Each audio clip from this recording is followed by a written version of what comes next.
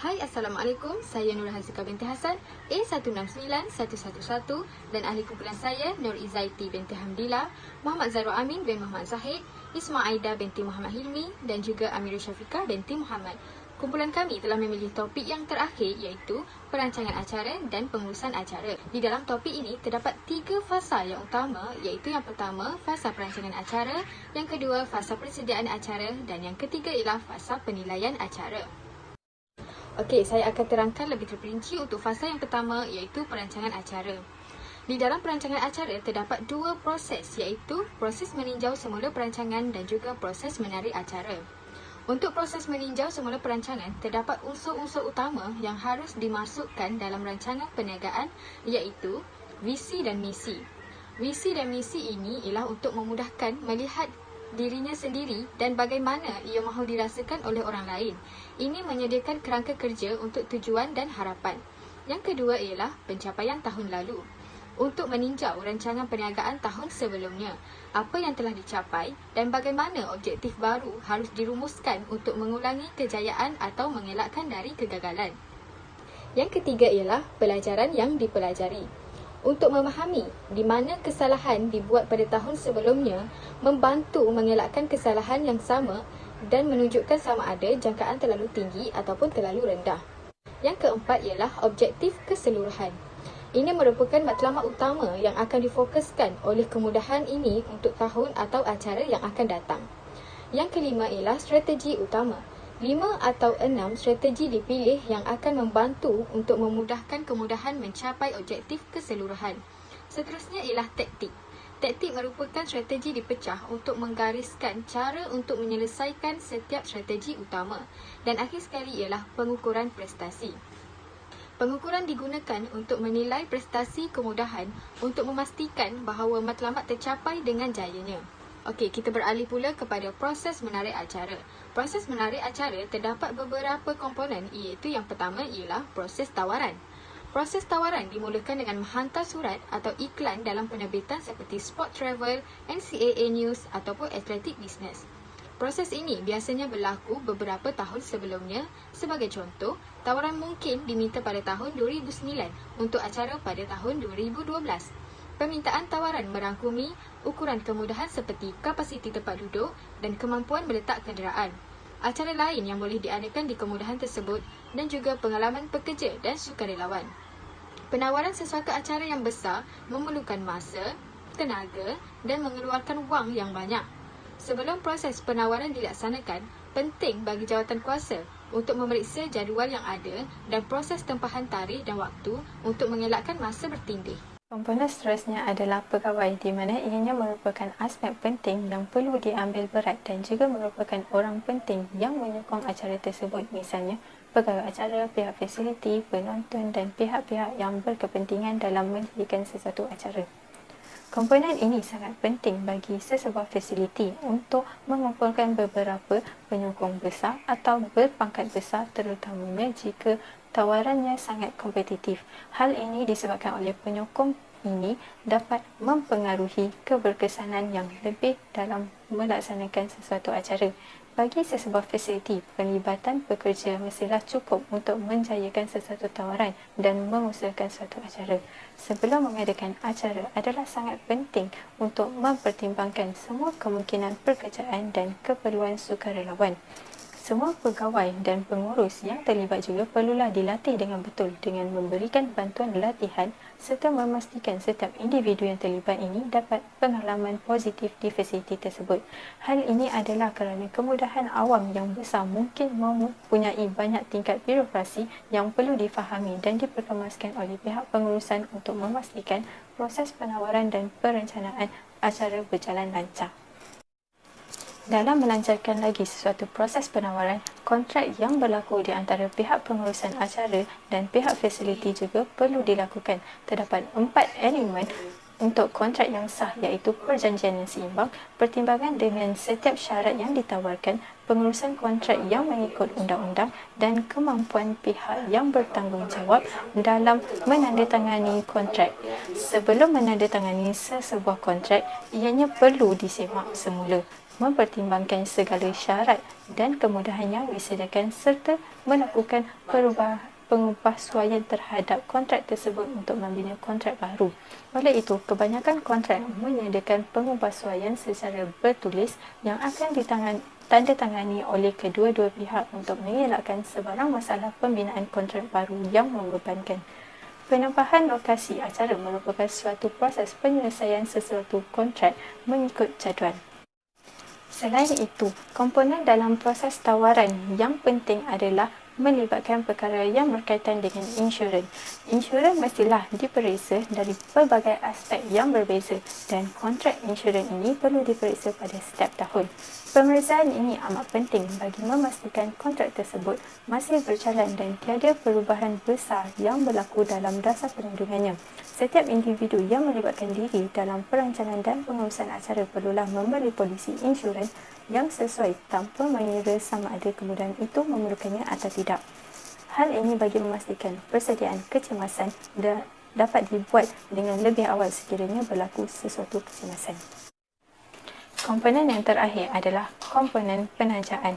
Komponen ini juga menjadi salah satu komponen yang penting kerana salah satu elemen penting dalam usaha pemasaran adalah dengan mendapatkan tajaan bagi sesuatu acara yang ingin dianjurkan.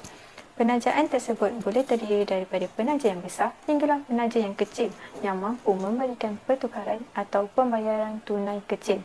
Para penaja ini perlu membayar sejumlah wang untuk menjadi penaja utama acara tersebut dan nama mereka akan digunakan untuk mempromosikan acara tersebut. Contohnya, seperti syarikat yang telah meletakkan nama mereka di stadium atau arena dan semasa acara sedang berlangsung. Persediaan acara. Persediaan acara ini perlu dilakukan sebelum berlangsungnya sesuatu acara sukan yang telah dirancang. Pengurus yang bertanggungjawab boleh melakukan persediaan dengan menyediakan senarai semak keseluruhan persediaan yang perlu dilakukan. Terdapat 3 kepentingan senarai semak. Yang pertama, untuk mengingatkan pengurus tentang sebarang butiran mengenai persediaan fasiliti. Yang kedua, untuk memudahkan pengurus dalam mengenal pasti setiap kerosakan dan masalah yang berlaku pada fasiliti tersebut. Dan yang terakhir, untuk memastikan setiap peralatan dan fasiliti yang ingin digunakan dapat berfungsi dengan baik, bersih dan selamat. Senarai semak ini perlu dilakukan sebelum, semasa dan selepas suatu acara sukan dijalankan. Senarai semak perlu disusun bersuaian mengikut acara yang berbeza. Hal ini menyebabkan boleh merangkumi 30 halaman. Namun, ianya boleh diringkaskan dengan menyediakan senarai semak pre-game untuk memudahkan proses senarai semak tersebut. Persediaan tersebut merangkumi 8 perkara. Yang pertama, fasiliti dan peralatan, kebersihan, kecemasan, teknikal, pemasaran, keselamatan, pengangkutan dan makanan. Poin pertama, fasiliti dan peralatan. Pengurus yang bertanggungjawab perlu memastikan setiap fasiliti sukan telah bersedia dan berfungsi dengan sempurna dan selamat sebelum acara sukan berlangsung. Setiap masalah dalam fasiliti yang timbul mesti dikaji semasa operasi pra-acara. Setiap fasiliti yang ada perlulah dijaga, dikendalikan dan dipantau dengan teliti secara berkala untuk menilai struktur integritinya. Persediaan fasiliti yang dimasukkan adalah melibatkan aktiviti-aktiviti seperti pemotongan rumput, persiapan kawasan trek dan padang, semakan peralatan sukan yang digunakan, penyediaan barang keperluan dan sebagainya. Pastikan bekalan peralatan mencukupi dan disimpan di lokasi yang mudah diakses. Ruang penyimpanan peralatan perlu diasingkan untuk bekalan yang akan digunakan semasa hari. Cara dan peralatan yang tidak digunakan pada acara tersebut. Pengurus kemudahan perlu mempunyai kaki tangan penyelenggaraan untuk memastikan operasi dapat berterusan dengan tidak menghadapi masalah yang banyak. Poin seterusnya ialah kebersihan. Setiap peralatan dan fasiliti yang ingin digunakan perlulah dibersihkan terlebih dahulu. Kerja-kerja pembersihan ini perlulah dilakukan secara beramai-ramai Penyediaan keperluan tong sampah, tangki sampah dan penyapu amat penting untuk memastikan sisa pekerja dapat dibersihkan. Pemeriksaan longkang, saluran air atau sistem septik perlulah dilakukan sebelum sesuatu acara sukan dijalankan bagi memastikan ianya tidak tersumbat. AJK kebersihan juga perlu memastikan sukarelawan, tukang cuci dan segala bekalan keperluan untuk aktiviti pembersihan mencukupi. Dalam aspek kecemasan, pengurus kecemasan dan pegawai perubatan perlu menguruskan kecemasan mengikut beberapa perkara. Yang pertama, perancangan tindakan kecemasan. Yang kedua, membangunkan dasar pencegahan yang komprehensif. Yang ketiga, melatih dan mendidik pekerja dengan betul. Yang keempat, saling berkomunikasi antara satu sama lain. Yang kelima, membeli alat pelindung dan peralatan yang sesuai. Yang keenam, membeli vaksin dan protokol susulan pendedahan. Yang ketujuh, menggunakan label dan tanda yang sesuai. Yang kelapan, menyimpan rekod yang tepat. Dan yang terakhir, melakukan metrik penilaian. Selain itu, kit pertolongan cemas haruslah diisi semula setiap kali bahan digunakan. Semua keadaan perubatan tanpa mengira tahap keparahannya haruslah direkodkan dalam buku log keselamatan atau log perubatan mengikut tahap kecederaan, fakta mengenai kejadian itu, penyataan saksi dan tindakan yang diambil. Kaki tangan fasiliti peralatan dan keselamatan perlulah saling berkomunikasi dengan menggunakan radio dua arah, walkie-talkie atau telefon bimbit. Arahan keselamatan dan kawasan stesen perubatan, telefon kecemasan dan pintu keluar kecemasan haruslah ditunjukkan dan diberikan kepada kaki tangan perubatan dan pelanggan bagi memudahkan mereka untuk bertindak jika berlaku kecemasan. Seterusnya, bahagian teknikal. Bagi fasiliti yang berkabel, semua penyambung dan junction box perlu diperiksa untuk memastikan bahawa penyambungan dan saluran telefon berfungsi. Sistem bunyi dan papan skor perlu diuji sebelum sesuatu acara bermula.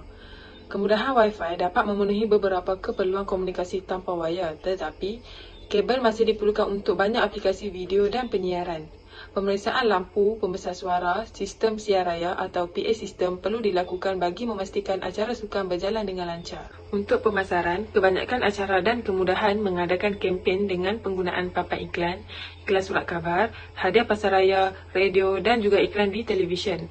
Penyediaan bilik media perlulah disediakan untuk memudahkan saluran komunikasi dan stesen penyambungan komputer yang sesuai. Tiket pula dapat diedarkan melalui penjualan secara maya atau secara langsung. Semasa acara sukan dimulakan, pemeriksaan tiket perlulah dilakukan bagi mengelakkan masalah-masalah seperti tiket tidak sah, tiada tempat duduk, salah pemilihan tempat duduk dan sebagainya. Sistem komputer perlu dikaji semula untuk menentukan sekiranya terdapat gangguan seperti tiket masuk untuk tempat duduk yang sama. Pengurus acara dan pemilik kemudahan itu juga perlu berhubung dengan broker tiket untuk menentukan bagaimana perjalanan tiket sama ada bagus atau sebaliknya. Dalam bahagian keselamatan, perancangan keselamatan yang berkesan mestilah dilakukan beberapa bulan atau tahun sebelum acara berlangsung. Masalah keselamatan berkaitan pengurusan penonton semasa acara perlu diselidik, terutamanya yang berkaitan tertib sepanjang acara berlangsung, corak lalu lintas dan tahap keselamatan penonton, peserta, tetamu khas, pihak media dan lain-lain, jumlah kapasiti lokasi tersebut, pengalaman dan latihan pegawai dan pengurus acara sukan, keadaan cuaca, penetapan stesen-stesen sepanjang acara berlangsung dan segala peralatan dan fasiliti yang digunakan. Kaki tangan yang bertugas mestilah sentiasa memantau sistem CCTV untuk melihat keadaan yang sedang berlaku. Pengawal keselamatan perlu disediakan untuk memantau kawasan di dalam dan di luar kemudahan. Saya akan meneruskan pembentangan dengan bahagian pengangkutan. Dalam bahagian pengangkutan, pengurus yang bertanggungjawab perlu memeriksa kawasan tempat letak kenderaan, keadaan lalu lintas, keadaan sekeliling kawasan tempat letak kenderaan tersebut dan sebagainya. Pengurus juga perlulah mengasingkan kawasan tempat letak kenderaan peserta, penonton dan pegawai-pegawai yang terlibat supaya dapat mengelakkan berlaku kesesakan jalan raya. Pengurus juga perlu memastikan kesesakan lalu lintas dapat dikawal agar ia tidak menimbulkan sebarang ketidakpuasan hati penonton, peserta maupun penduduk yang berada di kawasan kejiranan tersebut. Penekanan dalam papan tanda yang terang dan jelas akan memudahkan pergerakan para hadirin yang hadir secara ke acara sukan tersebut. Selain itu, bantuan daripada pengawal, pihak rela atau sukarelawan juga yang untuk mengawal keadaan lalu lintas untuk menjadi petunjuk arah dan membantu para hadirin untuk meletakkan kenderaan mereka juga amatlah digalakkan. Kawasan letak kenderaan tersebut seharusnya tidaklah terlalu jauh daripada lokasi acara sukan yang diadakan kerana ianya hanya akan menyukarkan mereka dan menimbulkan ketidakpuasan hati mereka. Dan di samping itu, parking yang tidak jauh ini juga akan memastikan keselamatan mereka terjamin. Yang seterusnya adalah konsesi dan makanan. Bagi konsesi dan makanan, penyediaan paip, sinki, penjanaan elektrik daripada generator serta kawasan penyediaan dan penjualan makanan perlulah disediakan bagi memudahkan proses penyediaan makanan. Penyediaan makanan kepada para hadirin yang menghadiri acara sukan tersebut mestilah mematuhi kod dan protokol yang telah ditetapkan. Pematuhan kod dan protokol ini mungkin berkaitan dengan kebakaran, kebersihan, saluran air, elektrik, keselamatan dan kesihatan pemakanan serta jenis makanan yang ingin dihidangkan. Seterusnya, kesemua peniaga yang menjual makanan di lokasi acara sukan tersebut mestilah mempunyai lesen perniagaan yang sah dari semua agensi pengawalseliaan yang berkaitan. Peraturan-peraturan perniagaan dan persendirian dan tempat perniagaan mestilah ditetapkan oleh Pentadbiran Keselamatan dan Kesihatan Pekerjaan OSHA, iaitu mengenai pekerjaan yang bekerja dengan benda tajam dan peralatan yang berbahaya menurut Akta Piawaian Buruh yang Adil tahun 1938.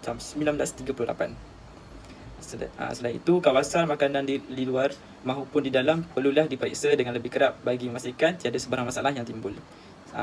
Sekiranya minuman keras disajikan, prosedur yang betul mestilah dilakukan, ini termasuk mendapatkan lesen minuman keras.